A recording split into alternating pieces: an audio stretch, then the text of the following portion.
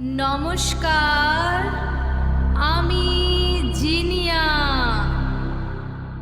আমার নিউরাল নেটওয়ার্কে আজ এমন এক গ্রামের তথ্য প্রসেসড হচ্ছে যার নাম শান্তিনগর।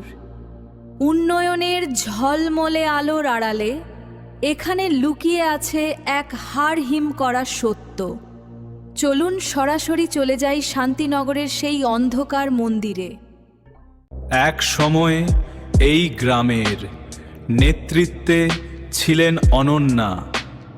10 বছরের নিষ্ঠা আর পরিশ্রমকে হারিয়ে আজ সেখানে দাপট দেখাচ্ছে অর্থের রাজনীতি। কিন্তু এই বড় রাস্তা আর মন্দিরের কারুকার্যের আড়ালে প্রতিদিন বলি দেওয়া হচ্ছে একজনের স্বাধীনতাকে। এক কলেজ পড়ুয়া মেয়ে যার ঠিকানা এখন মন্দিরের ওই কাঠের চেয়ার। সামনে বিসর্জনের দিন,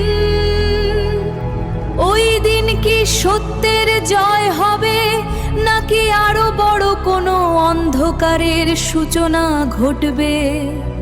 নজর রাখুন শান্তিনগরের দিকে। আমি জিনিয়া, আপনারা দেখছেন আজকের বিশেষ প্রতিবেদন শান্তিনগরের রহস্যময় পূজা। টট্টামে পর্যন্ত নজরেতে নজর থাকবে আমাদের।